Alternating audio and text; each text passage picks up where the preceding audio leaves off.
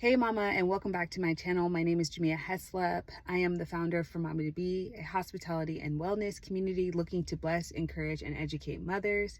I am so happy you're here. The topic that I want to talk about today is shame. Shame, mom guilt, and the lies that the devil tells us every day to make us feel less than. This is a very TMI video, so if you're not ready for that, just please just go away. But so I have had shame, and I don't even want to say I have shame. There was a time, for a long time, where I carried a lot of shame and mom guilt, and a lot of it stems from having my children out of wedlock. My first two children were out of wedlock, and that was really hard for me.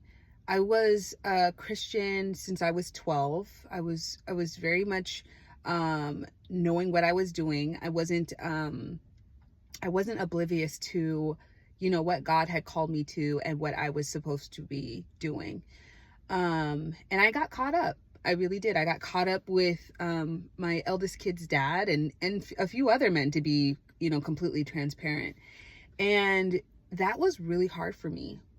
It was really hard for me to feel like I was this, harlot. Like I was just so bad. Like I felt bad for wanting to be intimate with men. I felt bad for being intimate with men. And then eventually I felt really bad having children with this man who did not want to marry me. And so it drove me crazy for the first probably 4 or 5 years of me having not just my first child, but my second child, my daughter. That was even harder because when I had gotten with her dad the second time, it was after I had told everybody I was through with him. We were never going to get back together. And for 3 years, we didn't. I hadn't been with him for a really long, well, not for a really long time, but for 3 years. And I was really proud of myself for, being a single mom and being this strong woman and all this stuff. But the problem with that was that when I got back with him and we got pregnant with my daughter, it felt 10 times worse. Especially being in the church. It felt like I was constantly being judged. I was constantly being shamed for going back to him, for having another child, for us still not being married. And so there was a lot of hate that I had for myself. Also too, if you look back on all of my social media pages, I was very much like, Jesus loves you, Jesus is gonna do it, all this stuff. But behind closed doors, I was being a sinner. And so, or I was being sinful, not a sinner. I was sinful. And I'm gonna break that down for those who are like, what are you talking about? But fast forward a year after after my daughter had turned 1 year old, I had met my now ex-husband. And again, it was so exciting and so like, oh, this is my guy, we're gonna get married, all this stuff. But there was no healing process between my eldest kid's children and my now husband, right? And the problem with that is that when you aren't healed or even aware that you need healing, you will fall into the trap of thinking that any man will do. And now a little bit of a backstory, or not a backstory, but just to say, my ex-husband is absolutely amazing. We didn't work out, and that's a story for a different time. But at the end of the day, like, we were both two unhealed people trying to come together due to not just what we desired. We did want to be together. We did want to be a marriage, but we were heavily influenced by our circles, right? A lot of the people that we were surrounded by were married. They were running successful businesses. They were amazing people. And when you're in environments with amazing people, all you want to do is not just be like them, but you want to live up to that standard. And so when we were together, that is what we desired. And we had this mindset of like, we're going to fake it until we make it. And the problem with that is that your mind and your heart know that you are faking it. And it doesn't matter how many times you try to fake it, sooner or later, you are going to have belief. Sooner or later, you're going to have to say, I believe I can do this. This is not fake. This is something that I know I can do. And moving forward, that's what I'm going to do. And we just never got to that. We just never got to that level. And again, there's no hard feelings. Well, I hope he also grew from it. But speaking from my experience, I know I grew from it tremendously. There's so many things that I was able to learn just by being with him and being in the circles that him, being my husband, placed me in. So I always will appreciate that. And I will always love him for that. On top of that, he was such a great husband. He was such a great stepfather to Atreyu and Rini. He was amazing. He was an amazing provider. And he just always like tried to find ways to spoil me and make me feel loved. So there was moments of hardship. There was moments of where we had to really believe that we were these people that we said we were wanting to be, and just not faking it. And then of course he gave me little Ashi, and who doesn't love little Ashi? So there was a lot of blessings in that season of my life. But when it ended and we got a separation, and then now we are divorced, what really frustrated me was the shame. And again, like for a while, I wasn't on social media.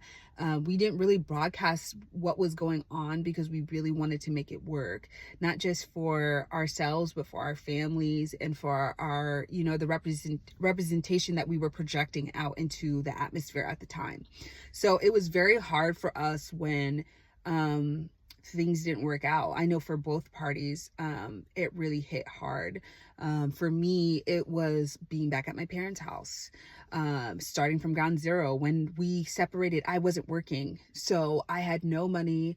I was back at my parents' house. My parents had changed their guest room into an office, so we were sleeping downstairs in the living room on the floor, me and all three of my little children. And it was really tough for me. And that brought me to a lot of shame, because I said to myself, dang girl, like you literally are leaving this marriage with nothing. Like you have no money, you have no assets. And that was also making me sad when we were going through the divorce paperwork.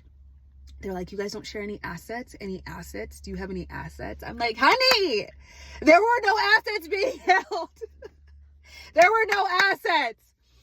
Nah, because I felt this type of way, but let's calm down. But there were no assets, and it drove me a bit up the wall, because every wealthy person, anybody who's doing well for themselves, no, you leave it here with something. You leave it here with some assets.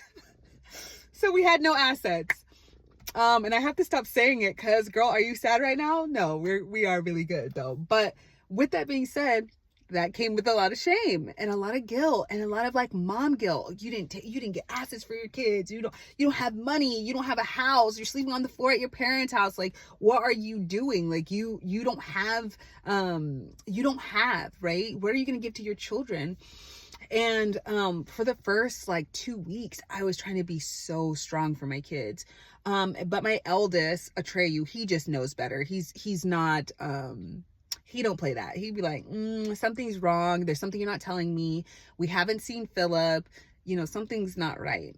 And it made me so sad, because I was like, dang, like, how am I going to break this to them? And I will never forget, we were at my parents' house, and I think they wanted to like go to Chuck E. Cheese or something where before it was no problem at all. I was like, Chuck E. Cheese, let's go. Why aren't you in the car already type stuff. And I sat there and I paused for a long time. And I just said, you guys, we can't go to Chuck E. Cheese. I'm really sorry, all this stuff. And I just started to like tear up. And then the tear up became a downpour. And I just cried. And I was like, we can't go to Chuck E. Cheese because we ain't got no cheese, baby. We ain't got no cheese. And yeah, it was really hard. And my son like hugged me and he's like, I'm so sorry. And I was like, yeah, like, we're back at square one again. And like, especially for my son Atreyu, this was really hard because he had to see me separate from his dad. And then he saw like everything with Philip and like all these promises of like having a family unit and like everything being better, right? And him not just saying it, but showing it. Like he was like, I love your mom. I'm going to marry her. I'm going to get a house, like all this stuff. And he did. And it was just like, it was, I think for all of us, it was a breath of fresh air. It was like, wow, like we're going to be taken care of. We're going to be provided for. Mom is so soft and loving and kind, which I also want to bring something up with that too. But there was just all of this love that came out from that. And I was just so happy that like he could see not just a kind, loving man love me, but in return, what that looks like to provide for a family so that when he becomes, the man of God that I know he's going to be, he doesn't have to be afraid. He's like, oh, I remember when, my stepdad Philip did this, so I can do it too. Okay, reel it back in. So when it comes to shame, right? When it came to, having both of my children and not being married to their dad, losing my marriage, I felt so much shame on me to the point where probably the second year into our separation, it's been 4 years now, but 2 years into our separation, I was driving to work. I was driving, I used to be a hospice caregiver. I've been a caregiver for like almost 15 years. But I chose to step away. It was just too much on my heart. All of that to say though, I'm driving to my job and I'm just going through my mind of the things that have happened, the things that had really, tore at my heart. And all of a sudden, I felt this deep pain in my chest. And I kept thinking to myself, oh my gosh, like, this is it. Like, this is my demise. Like, I'm going down. The ship is going down. And I remember rushing to the urgent care, which thank God it was very close, because I was on my way to work and I was crying because all I could think about was, I just want to say goodbye to my kids. I just want